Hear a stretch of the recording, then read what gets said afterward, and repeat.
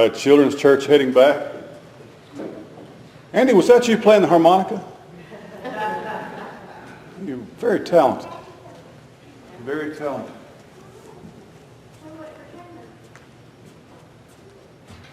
Pastor Deacon meeting this afternoon at 5. Men join us in our evening service. We're going to reflect a lot of things that the Lord has done. Yes, sir. I see one of our members is standing there. Been a tough couple of years. A lot of challenges. Death and divorces and family. Heart attack a couple of weeks ago. It's easy to get depressed. But we serve such a good God. Amen. And He don't let you stay in the valley too long if you look for Him. I remember when Ronnie and Kara used to sing that song together. Always makes you think we've got so much. We have so much. It's like, and we take it for granted each and every day. And we're guilty of taking our life for granted. I just thank God for letting us be here today. Thank God that He looked down one day and saw it. I need Him as my Savior. I want to thank God for the grandkids and all the challenges that divorce has caused in our lives. Just give us the opportunity to do a little bit more. Thank God I've got a dad that stands so faithful. It can go on and on. It can go on and on. He's good to us. Yes, amen. Oh, we never deserved it. You know, anything nothing we can do to deserve it or pay it back. So I just want to be thankful. I want to be covered with thankful for what He is, who He is. Thank you, Dan. Now let's begin. Let's just make tonight, instead of calling, it is a time to look at our finances and things like that, but let's come tonight with something similar to that, to be thankful. So what are you thankful about? And let's have a testimony service. But is anybody else this morning that has a word of testimony? Anything that's on your heart? Or anyone that would like to stand and say a word this morning? Preachers talk way too much. Anytime you want to say a word. You remember Betsy's dad used to chime in. He usually wasn't as polite as Danny just was. He'd just stand up and start talking. That was all right.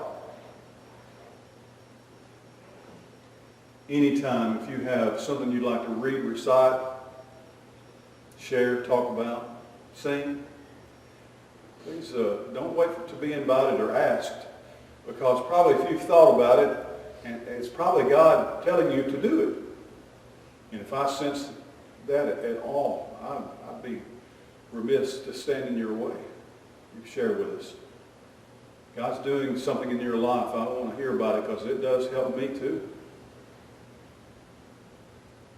Come tonight if you can. No Wednesday night service this week, but Thursday, Friday, and Saturday, we're going to be having revival. Brother Shane Newton, he came to see me when I was in the hospital. I was really surprised to see him. He was pastor at the Walden Chapel Baptist Church. I served at Walden Chapel a few years ago. And he's the pastor there now, does a great job. So he's going to come and preach to us. He started out his ministry, I think, as the youth minister at Shoal Creek Baptist Church. And I didn't know that until he shared it with us when he visited with us that day. All right. God bless y'all. Don't ever let me overlook something or forget something, bypass something. I have a tendency to do that. I'm going to grab you by the nose. Sometimes people come to me after the service and say, you forgot about this. Well, why didn't you say that during the service? Don't worry about interrupting if I've forgotten something. Or I started to stand up and say something. Don't just start to. You know what we say here in Alabama, don't you? Fixing to. And so don't just fixing to, actually do it. Get it fixed. That's what the Lord wants us to do. Thank you so much. All right, let's go on. We're going to talk about Zacchaeus today. Let's hit it again there, Andy. Appreciate it. Andy met everybody at the door. Danny and Terry showed up with a hayride. That was a great surprise. tons of chili, and Linda and her ladies served and threw food. I don't know if we've ever thrown as much food at our neighborhood as we did Thursday night. Henry and Linda came and cleaned up our church and cleaned up the fellowship hall just top to bottom. It looks like a new dime over there now. You ought to go over there. That's hard work. Appreciate that. So many of you did many things. Just being here and saying hi to the folks, greeting them, serving them, saying hello, laughing with the kids. Let's go on. One, getting above the crowd. As I said, we didn't go to church much when I was a little boy. And it's odd. I believe I can remember almost every song that Miss Smallwood taught us. She had that kind of really high kind of contralto voice. She could have sang with the Bee Gees, but she didn't. She sang for the Lord, and she sang to Flint Baptist Church, and started over there on Hill Street, Mill Street, there in Flint, and at the old church building. And I remember it was upstairs, going up there. There was just 5 or 6 kids in the room, and she taught us. We started the class every time we were there with some songs, and she just sang them to us, and we learned to sing them. Okay, let's go on, Andy. I shared this picture with you last Sunday because at this point in Jesus' ministry that we're looking at through the Scriptures, this is pretty much the way he was and the way it was everywhere he went. You know, I'm getting where I don't even want to go to the mall. We went to the movie yesterday, and I just want to kind of duck in, slip in, and I'm getting to where this right here, I would say, Lord, if you don't mind, I'm just going to stay at home. And so I don't know, but there were a lot of people. And Jesus was the most popular thing going. And there were people wanting to grab hold of him and get to see him. He was the most popular thing going on in that day and age. So let's go on. Here in Luke's Gospel, chapter 19. And let me share with you, I remember when I was in seminary, Dr. Gray Allison, who passed away this last year, had us memorize 3 verses of Scripture every day. And I remember that in Luke's Gospel, chapter 19, a verse that I was required to memorize and write down. We come in, first thing we do is take a blank piece of paper, and with our Bibles closed, first thing every day that we came to class is write down our 3 verses that we had memorized so that they could be graded. Kind of took a lot of the spirituality out of the Bible. You find a lot of Bible study can do that if you're not careful. It becomes a chore. I think sometimes the great things of our Christian life, the great disciplines even, can become hard work, a chore. If that becomes the case for you, or for me, I'm doing it wrong. Well, in Luke's Gospel, chapter 19, verse 10, is one of my memory verses. It says, "For the Son of Man has come to seek and to save that which was lost." And what a great verse to end the story of Zacchaeus. They were wanting to know, why are you speaking to Zacchaeus? Why did you go to Zacchaeus' house? He's a terrible person. He's a Republican. They all have Republicans and the sinners, you know. He's a tax collector, Republican. And he said, why are you spending time with somebody like that? And Jesus said, the Son of Man has come to seek and to save that which was lost. Well, let's read this passage. Jesus passed through Jericho. You ever heard the song, The Jericho Road? Now, I didn't know it. I had known that song for a long time. He says, on the Jericho Road, there's room for just 2. Let me guarantee you, folks, there's only room on the Jericho Road. If you're in a bus, if you're on the right side of the bus, you look over and there's about a 400-foot drop down there.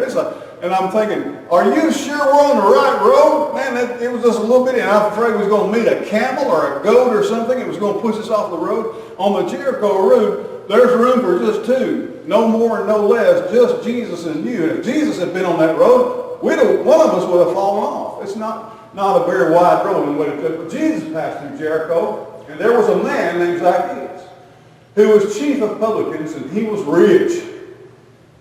He sought to see Jesus, who he was, and could not for the press, the crowd. There were just too many people. Press is a good description. Now, the reason we call our newspaper, or have in the past, the press, is because they would often have the paper and then the letters on a machine that you actually cranked down or pushed down to make the ink touch the paper. It was called a press. They pressed it down. So our newspapers, but it was talking here about there were people pushing and shoving, and it was a press. He wanted to see Jesus, but he couldn't. He was little of stature. He was a wee little man. He ran ahead of the crowd and climbed up into a sycamore tree to see him, for he was about to pass that way. It tells you a lot about rich or wealthy people. My daddy used to think, I don't think Daddy would mind popping up my sermons time to time. Daddy used to think that all wealthy or rich people were wicked people. He never had a good word to say about people who had a lot of money. He figured they all were crooked and cheated and stole. And I thought, Daddy, I know a lot of people who God has truly blessed, but they're just really, really good people. And evidently that was not my dad's experience. And that he never did say this, but Daddy was not rich. So what do you think he thought of himself? He's probably a pretty good guy. I don't know. Who knows?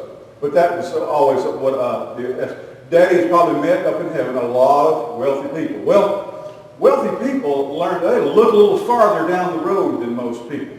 Zacchaeus said, I believe he's headed that way. He had the ability to, he couldn't tell the future. He wasn't a prophet.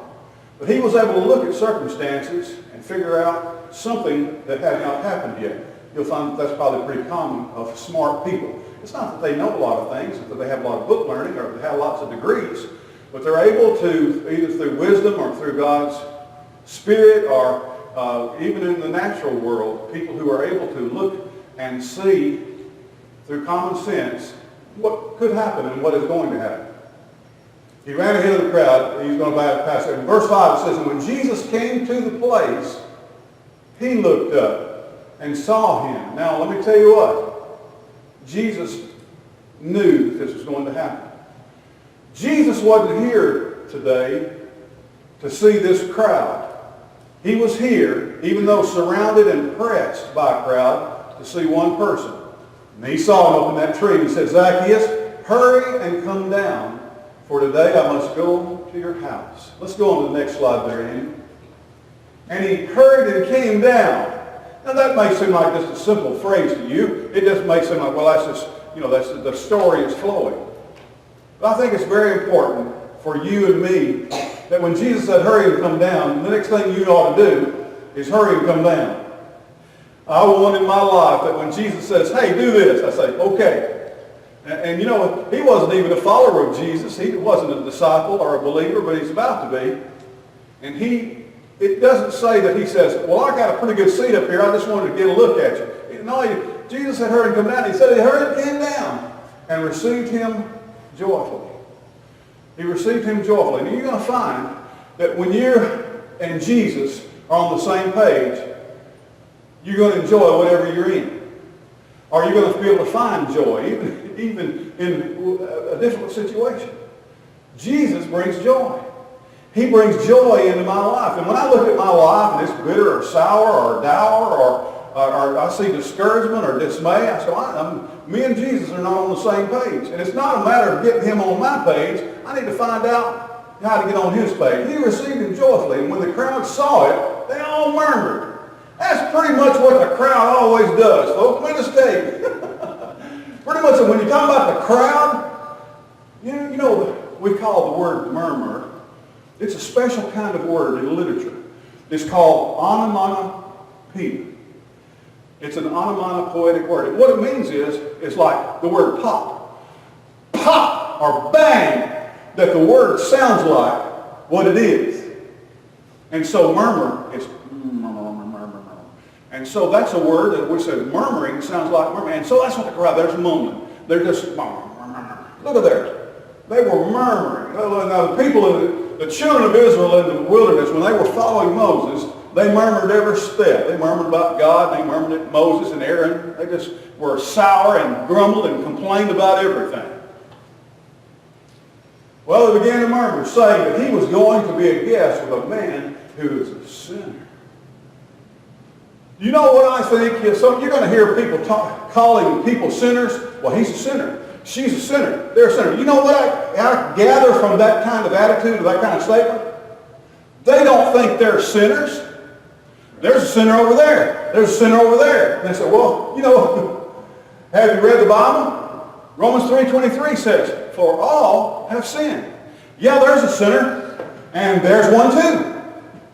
You're a sinner. But these people, they say, well, he's going to eat with Zacchaeus. He's a sinner. I'm not. They didn't say that, but that's what they're implying. If you look at bad people, there's a bad person. Well, there's a person who's a sinful person. I'm just saying this. It's hard for me to preach because I know I need to say what the Bible says about sin and about disobedience and about that which separates us from God. But I can't talk about it like it's something that I've nailed it down, I've gotten rid of it, and I don't have it in my life anymore. I struggle with sin.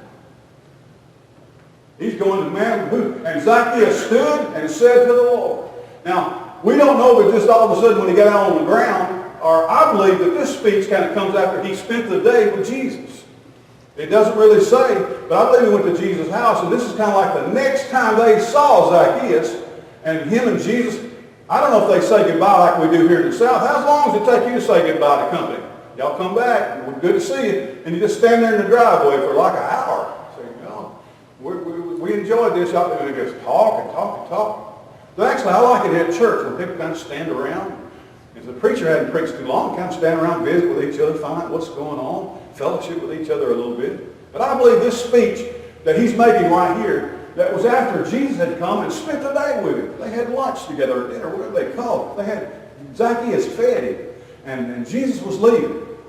And I don't believe anybody else was invited. I don't believe the disciples came dragging in there. I believe they were having to sit out eating the crackers and cheese or something. Zacchaeus said, Lord, look, Lord, the half of my goods I give to the poor. And if I've taken anything from any man by false accusation, I will restore to him fourfold. Now this is just the beginning. This is just the start. But I don't believe Jesus laid down the law for Zacchaeus. All right, Zacchaeus, this is what you're going to have to do. Zacchaeus, if you're going to follow me, if you're going to be a good person, if you're going to turn over a new leaf, I used to have a sermon about Zacchaeus called The Man Who Had to Climb a Tree to Turn Over a New Leaf. Never mind.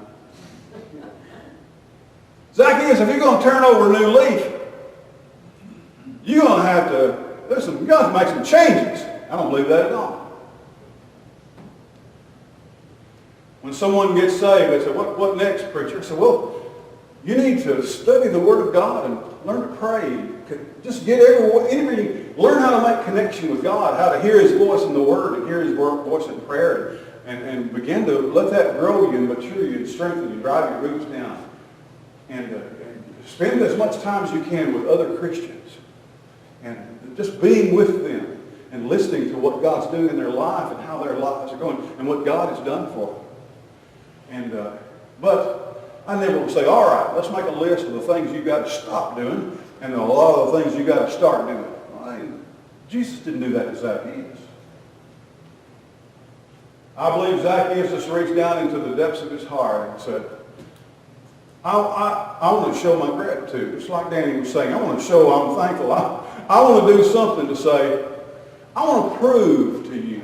What do you think Zacchaeus loved more than anything else in the whole world? Yeah, money. Money. And Jesus didn't ask for proof. Let's find out if it took or not. I heard somebody one time says, well, we're going to baptize somebody on Sunday. He said, bring your wallet with you. We're going to baptize your wallet too. If Jesus got your heart, a lot of people give their heart and they ain't got their wallet. I said, well, I don't think he got their heart either. I don't think he baptized that wallet. But if the first thing Zacchaeus just spontaneously goes to is giving away some of his money, a lot of his money, then it kind of makes you think. Something happened to that old boy. Something got a hold of him. He's giving away that which means most to him. He's got something new that's important to him. Jesus said, today salvation has come to this house because he also is the son of Abraham. You know, he pretty much worked for the Romans. That's what a publican, a tax collector, did. He worked for the Romans to collect. The Romans didn't want to fool with taking taxes from the Jews. They know they'd probably get killed, even though they were soldiers. And they knew that the best way, the people who knew how to get taxes out of the Jews were other Jews. And a lot of people just said, well, he's not even a real Jew. He's a turncoat. He's a traitor. And Jesus said, no, he's a son of Abraham. He's a Jew too. For the Son of Man came to seek and to save the lost. It's a wonderful story. It's a real story. Let's go on, Andy. Let's travel on. Now, I think Wednesday night, I felt like I need to go to church somewhere, and I actually just went to the front of the church. I was driving down the road, and the Lord said, that looked real good in your sermon on Sunday. I said, okay. So I pulled off the side of the road, got over in the driveway. The last two churches I pastored before the Lord led me here, and you called me, allowed me to come here to Walden Grove. We were at Walden Chapel, and then before that we were at Concord Baptist Church. And but between those two times, there was a time when God said, okay, your work is done here. And so I left there. And the Lord said, we work. But every time we found ourselves where we were not, Terry and I, were not serving, our kids were gone. We decided, I was really good friends with Brother Rob Jackson, Dr. Rob Jackson. And I said, well, let's go. I had some good friends, the Higgins. They're members at Central Baptist Church. I said, well, let's go to let our church be Central Baptist. So we did that. And I stopped Wednesday night, and I took a picture of their sign. You see it's at night, Central Baptist Church, and this is their worship times on their sign. Now show that next slide there, Andy. This is one of those signs that shows several things. And this is one of the things that shows. Small groups at Central Baptist, Sundays, 9:30 a.m. Now, small groups is not just a fancy new name for what they call their Sunday school classes. Well, let's don't call it Sunday school because that might put people off. But actually, they have a whole new concept. It's a different idea. They still have Sunday school classes, but they have small groups. And when Terry and I went there, we were in a small group. We were in a group that was supposed to be for young people, and it was filled with old people like us. There was about 20, 25 people in our small group. That was our small group. And when you got sick and were in the hospital, guess who came to see you? Your small group people came to see you, and your small group leaders. I could sit around and say, well, wonder if Brother Rob is going to come by and see me. I got a sore toe here in the hospital. And Brother Rob didn't even know I had a sore toe. The people in my small group did. You know, if we had a potluck supper, you know, they got 1,000 people over there going to church. Do you think they all would get together and have macaroni and cheese? No. And everything we did when we had birthdays, anniversaries, when somebody's kid was in the hospital or sick, we got emails and Facebook notifications. It was the people in our small group.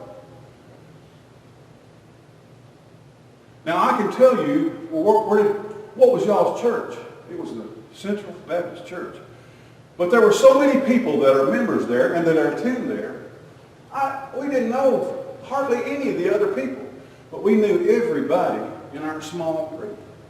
Now, let's go on. Let me show you something. If you go to Google search and you just type in church, small group, thousands of these will pop up.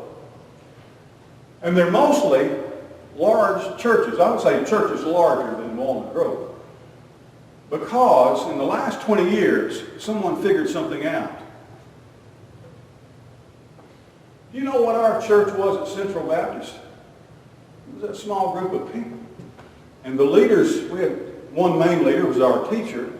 But the leaders in that group, that was our pastor. Because we found out that, and somebody figured out, and all these people are on board. I mean, there are thousands. You just try it. Go to your computer, get your search engine, it's Bain, whatever, and type in church, small groups, and just tell it to enter, and look and small groups. When there are more than 50 or 60 people, they have, and again, it's not just classes. It's not just a class for studying the Bible. It's a small group of people who are about the same age, who are very much alike in their lives and in their journey. We have found out that you can't take the New Testament principles about the church and you can't make them real or active in a church that has more than 50 or 60 members in it. You just can't make the church happen. You can't make the church work with anything. You know, that's why Jesus said, let me tell you about the church. Where 2 or 3 of you are gathered in my name, there am I in your midst. How many people was in Jesus' church? 12. He picked out 12 people. Let me show you something. Let's go on. How many friends does the average person have? I'm not just talking about Christian things or church things. I'm talking about people. According to a 2004 Gallup poll, Americans have an average of 8 to 9 close friends. More specifically, 2% have no close friends. We need to find out who those are. Put your arm around and say, hey, I found out you didn't have no close friends. You need one. 14% of all Americans have 1 or 2 close friends. 39% have 3 to 5, and 18% have 6 to 9. But look right there, the biggest number, 39% of the people in America, Americans, no, I'm not talking about church people, Christian people, 39 in this poll in 2004, they talked to hundreds of thousands of people. They only have 3 to 5 close friends. That's the way we are. Let's look at this next slide. According to anthropologist Robin Dunbar, human brains have a limit on how many meaningful relationships they can keep track of. Dunbar says that most people can have up to 5 intimate bonds. You begin to think about, there's a lot of people you know, people you're acquainted with, or people that you recognize.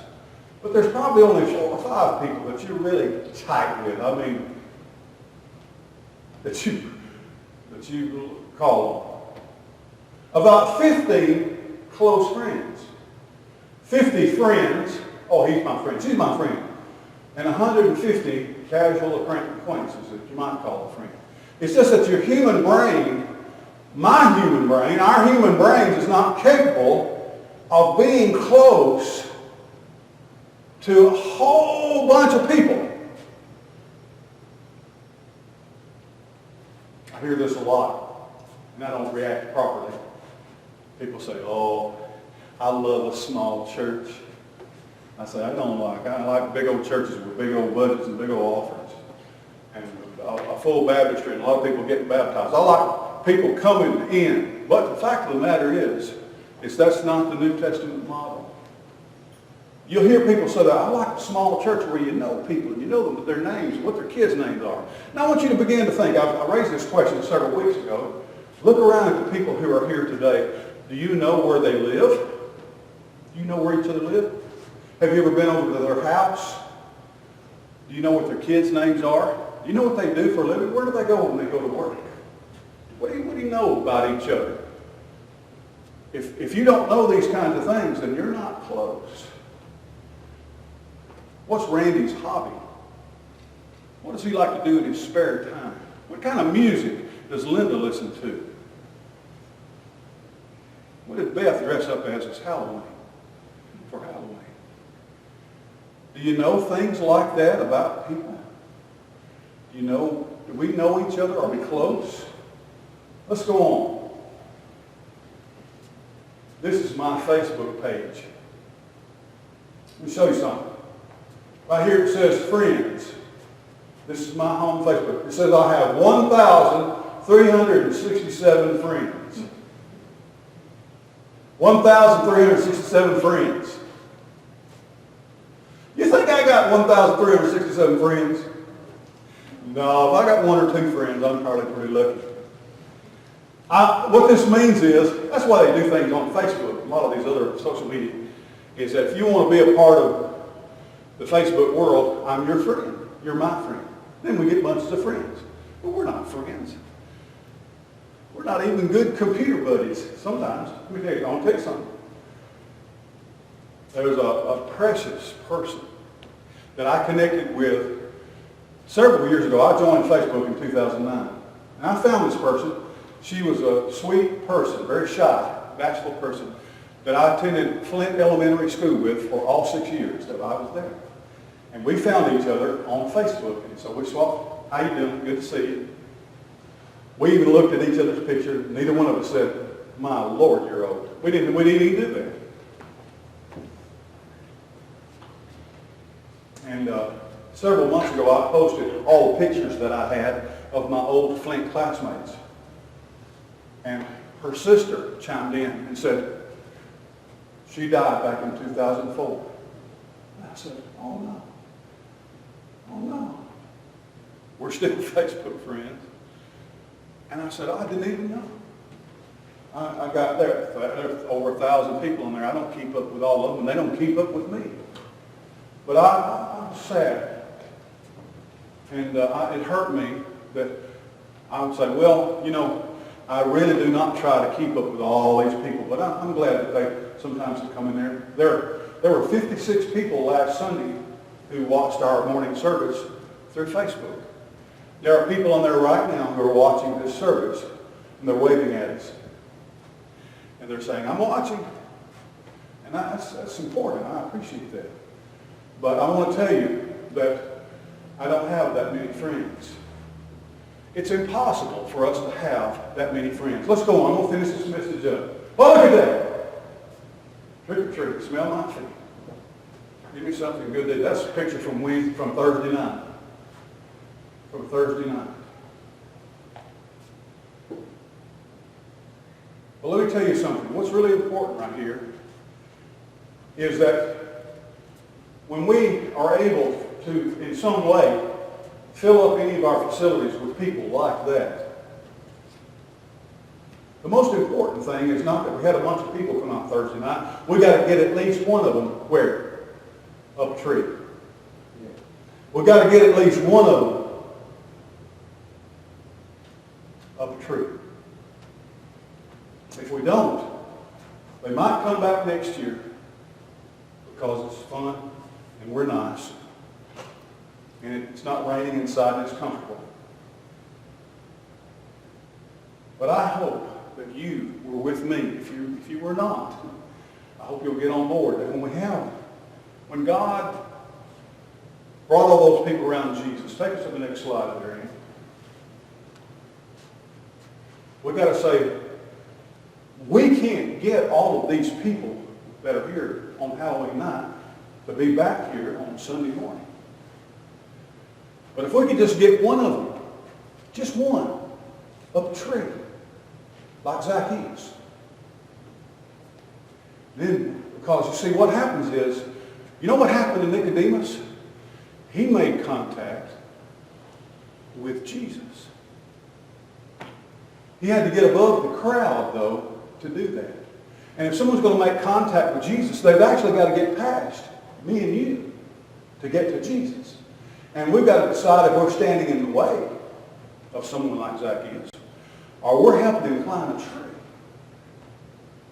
Let me give you a leg up there, because if I have any indication at all that any of those people are looking for something, I might be able to imply to them. You might be able to suggest that maybe they're looking for Jesus. And if they find him, I guarantee you, he knows their name. He knew Zacchaeus' name, not because he was a mean publican and everybody knew who he was. Jesus knows your name. He knows our name. And that lost person can hear them say, Zacchaeus, come down. I'm going to your house today. Let's do everything we can. But let's understand. We don't need somebody sitting in every place in the pew for this to be a church. And since this whole front pew is empty here, doesn't mean our church is not doing its job. And we can't look at a fellowship hall full of people and say, well, now we are doing our job. Folks, we've got to get people up a tree. There's only 5 or 6 or 7 or 8 people that you and I can actually get close to. We can say we are close to. Even big churches realize that. that have hundreds of people in their services this morning, they realize if they don't break those people down into little small tiny groups, they're not going to be able to get into the Bible and become a New Testament church. Because actually what they've got to become is bunches of little bit New Testament churches. But if you get over 15, 20, 25 people, you get to where you've got people that don't even know anything at all about each other. And how can they fellowship together if they don't know what your kids' names are, or where you live, or what you do, or what you like, or what your favorite color is, what your favorite song is on the radio? If you're just a bunch of total, complete strangers, and if someone stood in front of you and say, well, I think they go to our church, but I'm not sure, that's not a church. What if we had 10 times more of that, or 20 times, or 50 times more? Well, we got lots of folks. When Jesus was surrounded with lots of folks, he always picked one up and spent the day with them. The woman at the well, Nicodemus, Andrew, Simon Peter, Nathaniel. Because he knew that salvation is about one person meeting Jesus. Let's find out what we can do, folks, to get people above the crowd. Let's quit worrying about crowds and numbers and seats. And let's look around for people who are looking around desperately for a tree to climb. Let's show them how. Let's give them a leg up. All right? Let's pray. Lord Jesus, if there's somebody here this morning who's looking down the road trying to figure out where they can meet with you, where you're going to pass, I pray that you would help us to get out of his way and give them a leg up today. Help us to see, Lord, that you're not interested in all those people pressing and pushing around you, but you're looking for Zacchaeus. You're looking for that person you've come to seek and to save, that one person who's lost, and then the next person who's lost, and then the next. Help us to see clearly the way you work, and help us to work with you, not against you. Help us to be grateful for the one, Zacchaeus, that we're able to find and help. If there's someone that you need to touch or speak to this morning, Lord, I pray that you do that. If something that maybe has nothing to do with this message, this sermon, or our songs, or our prayers, you speak where we have failed. For I ask this, Lord, in your name. Amen. Danny, what's our hymn of invitation today? 156. Number 156. Let's all stand together and turn to page 156. God's spoken to your heart. God dealing with you.